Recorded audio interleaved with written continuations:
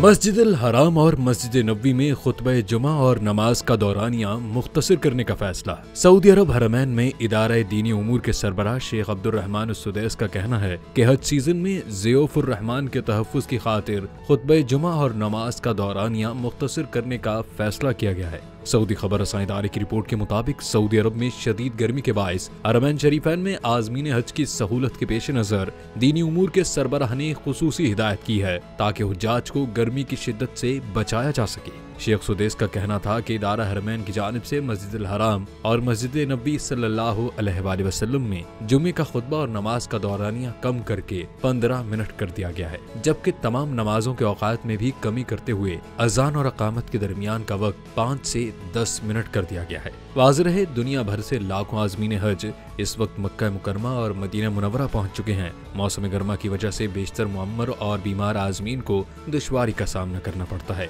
जिसके बाइस ये फैसला किया गया है।